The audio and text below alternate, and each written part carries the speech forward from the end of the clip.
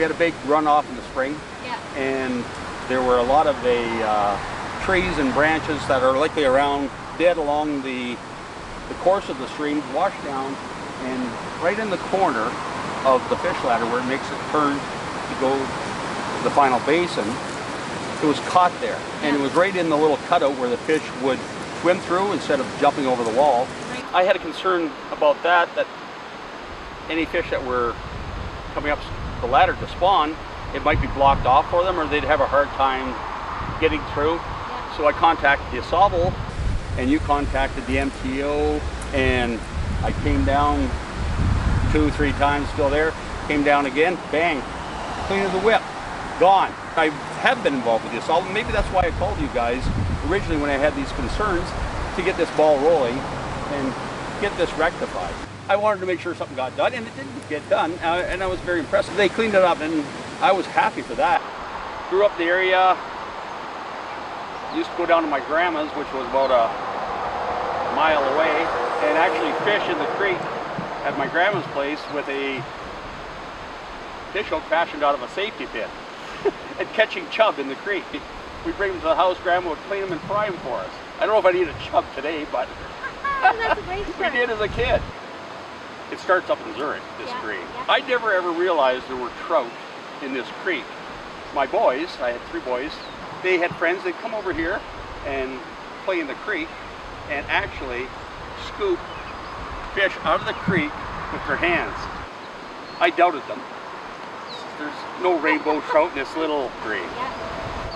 There's no way. So I came down here one time and I witnessed, in the spring, I witnessed the rainbow making these dives over the fall. It was about I would say about a 6-foot waterfall, and they come out of that murky water. So that was pretty cool.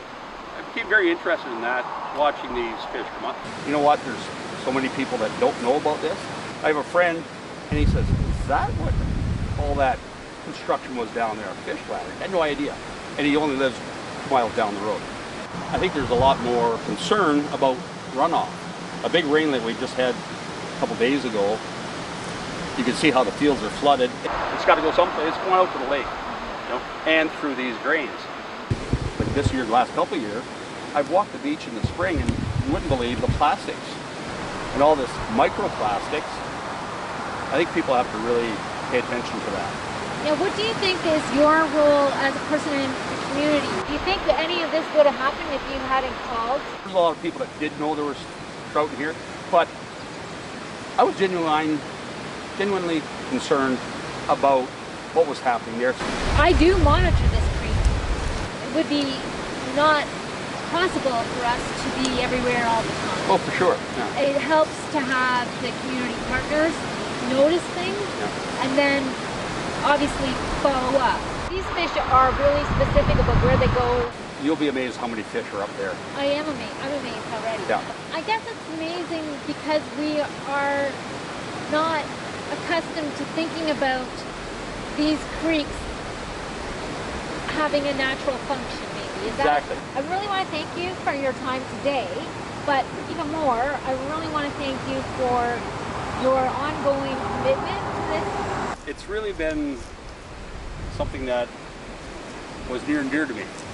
After watching the first fish, my kids telling me that there's rainbow here, and I lived, what, 3.5 miles from here, basically all my life. To actually see those rainbow, those green, blue torpedoes come out of the water and make that grade. There is rainbow in this little stream, and let's keep it that way.